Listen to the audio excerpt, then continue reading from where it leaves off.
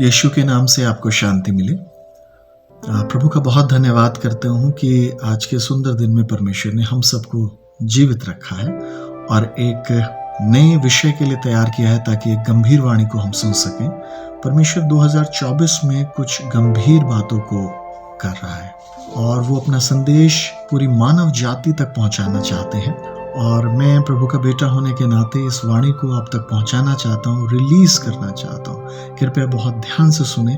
आने वाले 31 तारीख को मार्च में हम में से प्रत्येक रेजरेक्शन डे, जी उठने के दिन की खुशियों को सेलिब्रेट करेंगे और प्रभु उससे संबंधित कुछ वाणियों को देना चाहते हैं और मैं इसे परमेश्वर के वचन के साथ आपके साथ साझा करना चाहूंगा, बांटना चाहूंगा। जब यीशु मसीह मुर्दों में से जी उठे तो वो जो दिन था जी उठने का दिन, जैसे पुनरुत्थान का दिन, द डे ऑफ रेजरेक्शन के तौर पे देखा जाता है और सारे विश्व में इस दिन को सेलिब्रेट किया जाता है, मनाया जाता है धूमधाम से। और इसी संदर्भ में जब हम लोग देखते हैं तो मत्ती रचित सुसमाचार में 28वें अध्याय में पहले वचन से पहला और दूसरा वचन मैं आपके सामने पढ़ूंगा।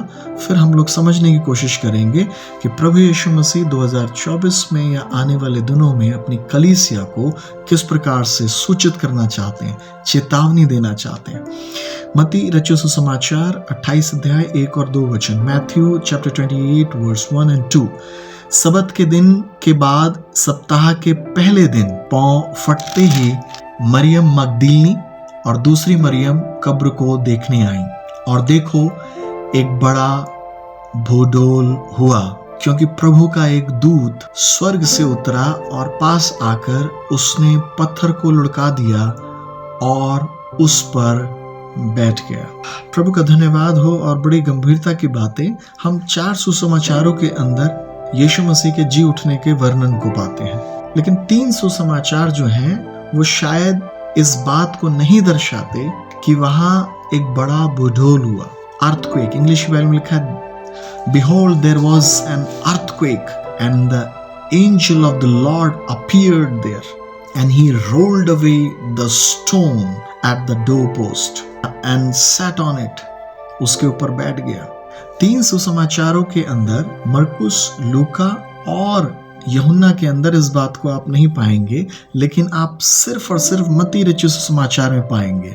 और मैं इसके ऊपर जब मनन मंथन कर रहा था, चिंतन कर रहा हूं, तब मुझे मिलता है इस वाणी को कि वहां परमेश्वर का एक स्वर्गदूत आया और उसने पत्थर को हटा दिया। लेकिन उससे पहले बाइबल में लिखा है, स्वर्गदूत के आने से पहले एक बड़ा भूकंप हुआ। देखो एक बड़ा भूडोल हुआ। हम सभी जानते हैं जब जब अर्थक्वेक या भूडोल इस प्रकार से होते हैं, इंग्लिश बाइबल में लिखा है अर्थक्वेक, जब भी होते हैं तो वो शेक के साथ, एक मूवमेंट के साथ होते हैं, हिलाया जाना। हर एक अर्थक्वेक के अंदर हिलाया जाना, कंपन जरूर होती है। और आप देखते हैं जहां ज्यादा तीव्रता का अर्थक्वेक आता है उन स्थानों के अंदर दरार आ जाती है। उससे ज्यादा तीव्रता का अर्थक्वेक आता है तो उन जगहों के अंदर ना केवल शेकिंग, हिलाया जाना, लेकिन उसके साथ साथ वहां बिल्डिंगें टूटने लगती हैं और बहुत सारे अन्य चिन्हों को हम देखता हो पाते हैं। धरती हिल जाती है और चीजें हिलने लगती हैं उन सारे भूडोल के कारण। देखो एक बड़ा अर्थक्वेक हुआ। आखिर ये क्यों हुआ था? मैं देख रहा था 3 सुसमाचारों के अंदर ये बात क्यों नहीं पाई गई। केवल मत्ती ही जी इस बात को लिख रहे हैं। हर एक सुसमाचार का अपना एक दृष्टिकोण है, उनके लोग हैं, पीपल ग्रुप हैं, समूह हैं जिनको देखते हुए वो सुसमाचारों को लिख रहे हैं। अगर आप मत्ती रचित सुसमाचार को देखोगे, मत्ती यहूदी थे, उन्होंने यहूदी लोगों के दृष्टिकोण से, from the perspective of the Jewish community he was writing the gospel. वो मत्ती जो थे वो यहूदी समाज के दृष्टिकोण को, यहूदी लोगों को मद्देनजर रखते हुए वो सुसमाचार को लिख रहे हैं। मरकुस रोमी लोगों को सुसमाचार सुनाने के लिए, मरकुस जो एक नाम के व्यक्ति हैं, वो उनको मद्देनजर रखते हुए, उनको फोकस करते हुए उस सुसमाचार को लिख रहे हैं। लूक एक वैद्य के तौर पे देखे जाते थे और साथ साथ वो अन्य जाति थे, वो कभी यीशु मसीह के साथ रहे ही नहीं, और वो अन्य जाति लोगों के पर्सपेक्टिव से, दृष्टिकोण से उस सुसमाचार को लिख रहे हैं। और यूहन्ना मसीहों के जो यीशु मसीह में आ गए हैं, यहूदी समुदाय से या अन्य समुदाय से, जिन्होंने अपना जीवन प्रभु को दे दिया है, उस समुदाय को या उन लोगों को मद्देनजर रखते हुए फोकस पॉइंट उनका जो मसीह समुदाय के लोग हैं उनको मद्देनजर रखते हुए वो गॉस्पल को या सुसमाचार को लिख रहे हैं। एक बड़ा भूडोल हुआ। ध्यान रखिएगा, आज का वचन बड़ा ही प्रोफेटिक है, भविष्यवाणियों की बातों को कंटेन करने वाला है। भविष्यवाणियां इसमें छिपी हुई हैं और इस प्रकाशन को जो लोग बड़े ध्यान से सुनेंगे, आने वाले 2024 इस वर्ष और आने वाले 2024 के बाद के वर्षों के लिए परमेश्वर आपको एक चेतावनी या वाणी देना चाहता है। देखो, एक बहुत बड़ा भूडोल हुआ। मत्ती रचित सुसमाचार 28वें अध्याय के दूसरे वचन में लिखा हुआ एक बड़ा भूडोल हुआ। मत्ती यहूदी जो समुदाय हैं उनको मद्देनजर रखते हुए इस बात को लिख रहे हैं, और यहूदी समुदाय यीशु मसीह को परमेश्वर का पुत्र करके नहीं मानता था। यहूदी समुदाय का यह विश्वास ही नहीं था कि वो मुर्दों में से जी उठेंगे। इवन मैं आपको बताता हूं कि ये जो चेले लोग थे ये भी यहूदी समुदाय का एक अंग थे। इस जी उठने की घटना को आप यूहन्ना समाचार उसका 20वां अध्याय में पाएंगे, लूका रचित सुसमाचार उसका 24वें अध्याय में पाएंगे, और मरकुस 16वें अध्याय में इसी सुसमाचार को जो कि जी उठने की घटना को दर्शाता है आप पाएंगे। लेकिन वहां ये चीजें नहीं है। अब जब यीशु मसीह मारे गए हैं, गाड़े गए हैं, आपके लिए पढ़ना चाहता हूं मत्ती रचित सुसमाचार 27वां अध्याय और 62 से आगे। Matthew chapter 27 and verses following from 62 onwards। दूसरे दिन जो तैयारी के दिन के बाद का दिन था, अर्थात ये शनिवार का, दूसरे दिन जो तैयारी के दिन के बाद का दिन था, शुक्रवार के अगले दिन की घटना है।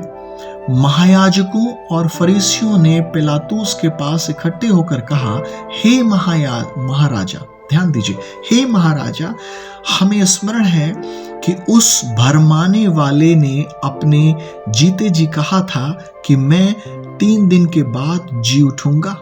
64 वर्स।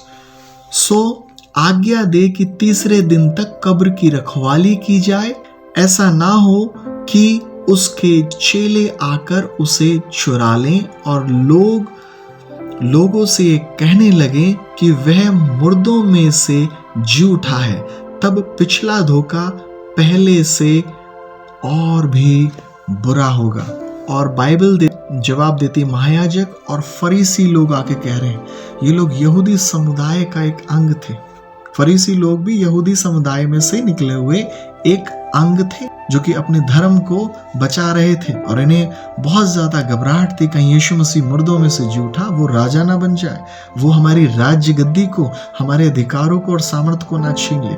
मैं इस घटना को जब देख रहा था तो मत्ती समाचार उसका 28वें अध्याय का दूसरे ही वचन में लिखा है, एक बहुत बड़ा भूडोल हुआ, बहुत बड़ा अर्थक्वेक आया वहां, जिसके कारण नींवें हिलने लगी, जिसके कारण वहां जो हलचल मचने लगी, और इस बात को जो लोग वहां गए थे उन लोगों ने विटनेस किया। मत्ती इस बात को लिखता है, जो लोग पहरेदार थे उनके ऊपर डर छा गया, मौत का डर छा गया, और वो ऐसे मृतक अवस्था में हो गए उन स्वर्गदूतों और उस भूडोल को देखते हुए, उसकी चमक को देखते हुए। सबसे पहले मत्ती जी बता रहे हैं कि वहां एक भूडोल हुआ, अर्थक्वेक आया। मैं देखने की कोशिश कर रहा था, वो यहूदी समुदाय के लिए इतनी जरूरी बात थी भूडोल और अर्थक्वेक का होना, क्योंकि वो लोग पिलातुस से जो महाराजा था उससे आग्रह कर रहे, हे महाराजा, वो भरमाने वाला ये कह के गया था जब वो जीवित था कि मुर्दों में से तीसरे दिन जीवित हो जाएगा। इसलिए हे महाराजा, कृपया करके हमारी विनती है, आप कब्र के ऊपर एक पहरेदारों को बैठा दो, कहीं ऐसा ना हो उसके चेले आके उस डेड बॉडी को चुरा लें और ये भरमाने वाली न्यूज़, इस खबर को फैला दें कि यीशु मुर्दों में से जी उठा है। तो पहले तो वो बोलता ही था कि वो राजा है, मसीहा है, वो यहूदियों का राजा है, और अब ये घटना घटने के कारण वो वाली घटना से भी ज़्यादा बुरा समय आ जाएगा, तो इसलिए तू पहरा बैठा दे। एक चीज़ जो बहुत परमेश्वर ने मेरे मन के अंदर डाली है, जो इस वचन के अंदर देखी जाती है, यहूदी समुदाय के लोगों के अंदर अविश्वास की एक शिक्षा फैली हुई थी। यहूदी समुदाय के अंदर अविश्वास था। क्या अविश्वास था? कि यीशु मसीह मुर्दों में से जीवित नहीं हो सकता। एक बूढ़ोल हुआ, और मत्ती ही सिर्फ एक ऐसा सुसमाचार है मत्ती जी का जो इस बात को फोकस कर रहा है। एक बूढ़ोल हुआ, एक अर्थक्वेक हुआ, हिलाया गया, शेकिंग हुई, उस जगह को हिलाया गया। पहरेदार विटनेस कर रहे हैं, हिलाई जा रही है जगह, बूढ़ोल हो रहा है। मत्ती केवल इस पर्सपेक्टिव से लिख रहा है क्योंकि जूइश यहूदी लोग इस बात के ऊपर, फरीसी लोग इस बात के ऊपर विश्वास नहीं करते थे। अविश्वास से भरा हुआ समुदाय, अविश्वास से भरा हुआ समुदाय और अविश्वास की शिक्षाएं, हर एक आरोप वो जो लगा रहे हैं यीशु मसीह भरमाने वाला। इंग्लिश बाइबल में लिखा है that deceiver had said when he was alive that he will be rise up again from the dead one on third day। वो मुर्दों में से तीसरे दिन जी उठेगा, वो भरमाने वाला कह के गया है। हर एक अविश्वास के लिए एक शेकिंग बहुत ज्यादा जरूरी है। और भूडोल हुआ। अंत के दिनों में 2024 में हम लोग खड़े हुए हैं और आज परमेश्वर की बड़ी ही ज्यादा सख्त कठोर वाणी हर एक समाज के लिए आ रही है जो कि यीशु मसीह के जी उठने की निंदा कर रहे हैं। इस रिजरेक्शन डे के ऊपर, इस जी उठने के दिन के ऊपर हर एक अविश्वास की बातें हिलाए जाने वाली हैं। यहूदी समाज अविश्वास था, यीशु मसीह नहीं जी उठेगा, यीशु मसीह भरमाने वाला है, यीशु मसीह परमेश्वर का पुत्र नहीं है, यीशु मसीह राजाओं का राजा नहीं है, यीशु मसीह आके अपने लोगों को नहीं बचाएगा। हर प्रकार के इल्जाम, हर प्रकार के अविश्वासों को यीशु मसीह के जी उठने के दिन में वो शेकिंग, वो अर्थक्वेक हुआ। आज जो प्रचार का शीर्षक है वो यही है, वो जी उठा है, वो जी उठा है। और उसके जी उठने में सबसे पहला जो चिन्ह हर एक विश्व के लोगों को दिखाई देगा, एवरी अनबिलीव मस्ट बी शेकन। हर एक अविश्वास हिलाया जाएगा। वो लोग बहुत आरोप लगाते थे यीशु मसीह और उससे जुड़ी हुई बातों पे। मैं कुछ चीज़ों को लिख रहा था और मैं देखने की कोशिश कर रहा था यहाँ जब मैं लिख रहा था क्या क्या चीज़ें हिलाई जाएंगी। यहूदी समाज के लोगों ने और फरीसी लोगों ने हर प्रकार के इल्ज़ाम यीशु मसीह पर लगा दिए, हर प्रकार के लांछन यीशु मसीह पर लगा दिए, हर प्रकार की मनगढ़ंत बातों को यीशु मसीह के ऊपर थोप दिया कि ये कहता है परमेश्वर का पुत्र है, ये अपने आप को ये बताता है, ये अपने आप को ये बताता है। अंत के दिनों में मैं भी यही देखने की कोशिश कर रहा हूँ मीडिया के थ्रू और पता नहीं कितने कितने समाजों के थ्रू यही सारे लांछन मसीह समाज के ऊपर लगाए जा रहे हैं। मसीह जी उठेगा। याद रखिए शब्द मसीह का अर्थ है अनॉइंटेड वन, अभिषिक्त। यीशु मसीह परमेश्वर का अभिषिक्त। और बाइबल कहती है अंत के दिनों में जितने भी लोग मसीह यीशु के अभिषेक में होकर सेवा कर रहे हैं उन सब के ऊपर कहीं ना कहीं जो आरोप लगे हैं, लांछन लगे हैं, वो जो अविश्वास की चीजें क्रिएट करी जा रही हैं, अंत के दिनों में परमेश्वर हर एक अविश्वास की चीजों को हिलाने जा रहा है। हर एक अविश्वास की चीजें उस अर्थ के सामने हिलाई जाएंगी। उनका अविश्वास था कि यीशु मसीह नहीं जी उठेगा।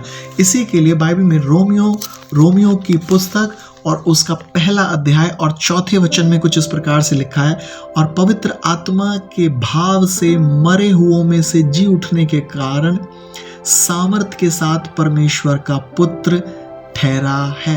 यहूदी लोगों का ये अविश्वास था कि यीशु मसीह परमेश्वर का पुत्र नहीं है, लेकिन यीशु मसीह ने जी उठने के द्वारा, पवित्र आत्मा की सामर्थ से जी उठने के द्वारा इस बात को साबित कर दिया कि प्रभु यीशु मसीह परमेश्वर का इकलौता पुत्र है। आप आने वाले समय में देखने जा रहे हैं हर प्रकार का अविश्वास, गलत शिक्षाएं, यहूदी लोगों की और फरीसी लोगों की गलत शिक्षाएं उनमें पनप रही थी और हर प्रकार के गलत लांछन लगाए गए मसीह समुदाय के ऊपर हिलाए जाने वाले हैं। और मैं यूं ही नहीं कह रहा, बड़े प्रार्थना के साथ और परमेश्वर के प्रकाशन को मैं आपके मध्य में लेके आने की कोशिश कर रहा हूँ। ये परमेश्वर की वाणी है। मैंने इसीलिए आज के संदेश को चालू होने से पहले ही बता दिया था, परमेश्वर एक मजबूत वाणी को अपनी कलीसिया को देने जा रहे हैं। हर प्रकार की चीजें जो कि अविश्वास के तौर पे मसीह समाज में है, अन्य समाज में है, गलत शिक्षाएं पनप रही हैं, गलत प्रकार की टीचिंग्स आ रही हैं, गलत प्रकार के लांछन लगाए जा रहे हैं, गुमराह किया जा रहा है, हर प्रकार की जो भरमाने वाली वाली दुष्ट आत्माएं हैं, उनका खेल यीशु मसीह खत्म कर रहे हैं। हर प्रकार के अविश्वास को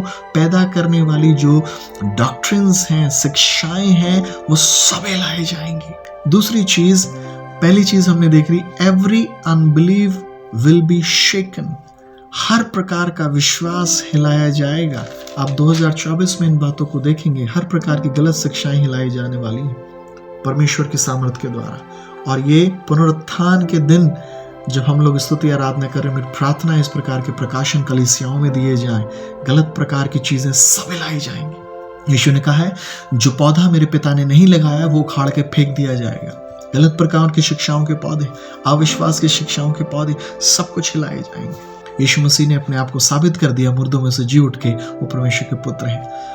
दूसरी घटना हम यहाँ देखते हैं दूसरे ही वचन में, और देखो एक बड़ा बुडोल हुआ और प्रभु का एक दूत स्वर्ग से उतरा और पास आकर उसने पत्थर को लुढ़का दिया और उस पर बैठ गया। मत्ती रचित सुसमाचार में ही केवल आपको ये घटना इस प्रकार से बड़ी पुख्ता और मजबूत तौर के ऊपर पाई जाएगी, लेकिन यहाँ बहुत एम्फेसिस दे के बोला गया है, बड़ा जोर दे के बोला गया है।